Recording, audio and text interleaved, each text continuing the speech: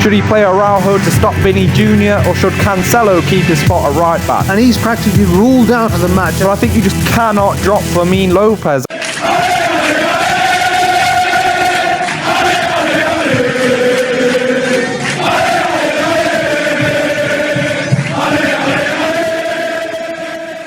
What's up, coolers, and welcome back to Barça Dream Team, and welcome to El Clásico. That's right, we're back again to discuss Xavi's potential lineup for the big match against Real Madrid. Will Lewandowski start and return from injury? What about Pedri, De Jong, Raphinha, Kounde? Well, we're discussing it all here today. The hype is unreal right now. We've got a lot to cover in today's video, guys, so let's get started. But first, we have to discuss our injured players.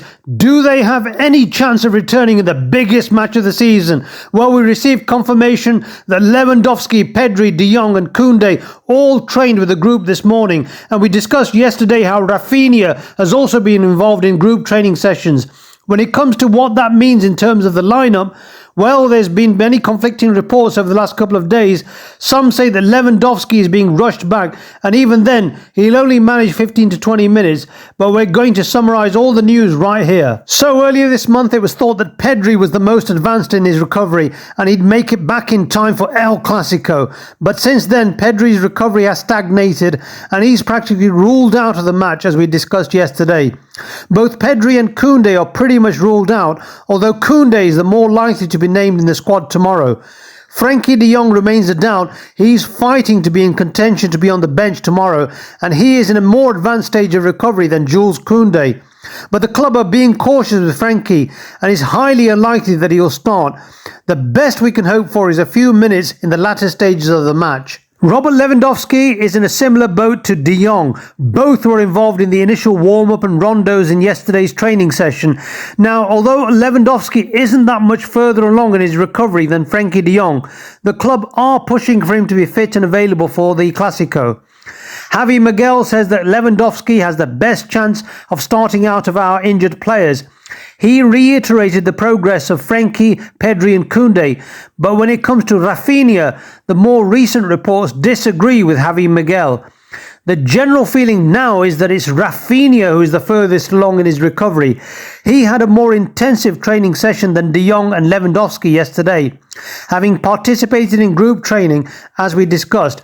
But still, it's looking like he will start the game on the bench, but having him available to come on would be very nice. So when it comes to the lineup, we know we're going to have our captain Marc-Andre ter Stegen in goal. Balde and Christensen were rested in midweek, so they look set to start. But don't be surprised if we do see Inigo at left centre-back after two successive starts against Athletic Club and Shakhtar. He's finally up to speed after he's come back from his injury, but I think Christensen just makes it ahead of him. Then it comes to right back. There were a few reports earlier this week of Xavi being in two minds. Should he play Araujo to stop Vinny Jr. or should Cancelo keep his spot at right back? We're not too sure on what Xavi's decision will be. Let us know your thoughts on that in the comments. If it was me though, I'd keep Araujo at centre back, and I'll explain more on that later on in the video. So with Araujo and Cancelo completing our back four, our midfield is sure to feature İlkay Gündoğan. But given that by the time the Clásico comes around, Gundo would have played 180 minutes in 6 days, that spot could easily go back to Oriol Romeu. Moving further forward, Xavi should make his return after facing suspension in the Champions League, and the final spot in midfield will go to one of either Lamine Yamal or Fermin Lopez. Honestly, there's an argument to be made that Lamine will start after being rested against Shakhtar, but I think you just cannot drop Fermin Lopez after that masterclass on Wednesday. In attack, Joao Felix and Ferran Torres are fit to start after they both scared us with small knocks in the Champions League, and ideally, leading the line will be Robert Lewandowski, but that's only if the club assess him to be fit to start. If not, Ferran could be shifted over to the centre and Lamine could walk straight back into the starting 11. As for Real Madrid, we're expecting the same 4-4-2 diamond they've been playing all season. Kepa will start in goal. It should be a back four of Mendy, Alaba, Rudiger and Carvajal. Tchouaméni holding in defence with Toni Kroos and Fede Valverde either side of him, and Bellingham as the number 10. Up front will be Vinny Jr. and one of Rodrigo or Joselu. There's still no recognised striker unless Joselu comes in, but there are still many players there that can cause us problems. So looking at the tactical setup of both teams, Madrid will attack with three clear lines of 2-3-5. They're always very well organised in their shape, and that was clear to see when they played Napoli in the Champions League. The 3-6ers have been really effective at stopping counter-attacks. Get past them and you still have Rudiger and Alaba guarding Kepa in goal. And that's really a summary of how Madrid have been so tight in defence this season. They've been doing that for the past 10 game weeks in La Liga, and it's definitely working. So coming back to the issue of the right back, should it be Cancelo or Araujo? Well, Vinny and Rodrigo have been playing more centrally this season. They will have the licence to drift into wide positions as well though, and that's when Bellingham will make those attacking runs to hurt us. That's why I'd prefer to have the tried and trusted centre-back partnership of Christensen and Araujo to counter Madrid's quality attacking players. And out wide, Cancelo should be able to keep Mendy quiet.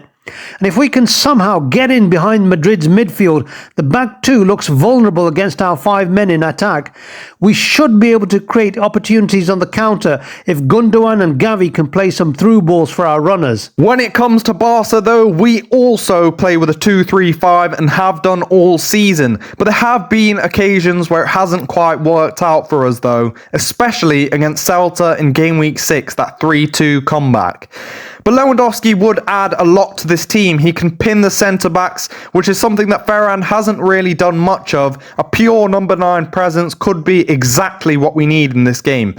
And what that's going to do is it's going to open up the space between the lines for Felix and Ferran and Fermin Lopez to create opportunities. But of course, Lewandowski has more to his game than the typical number 9. He can be a poacher when needed, but he can also drift deeper to draw the centre-backs out of position and create more space in behind for our attackers to make runs. A ball over the top from Gundogan is all that would be needed to put Felix one-on-one with Kepa, and in that scenario, there can only be one winner. Now, this is probably the most wary I've felt going into a Clásico in recent seasons. We've got so many injuries to key players, and even with the possibility of Lewandowski returning, we don't know if he'll be at his 100%. But let's not forget, Xavi may be a relatively inexperienced manager, but he is very knowledgeable when it comes to El Clásico. Of course, as a former player, he knows the pressure that comes with this fixture. This is the one that all the players will circle on their calendars when the fixture list is made available. He'll definitely be able to control any nerves in what is a very young squad. But when it comes to his managerial career, Xavi's already got 7 Clásicos of experience under his belt as manager of Barça. And he's actually won 4 of those, which is very respectable. So I'm confident that Xavi Hernandez has the experience to get us over the line in this one too. And that's why I'm predicting a 2-1 win for Barça.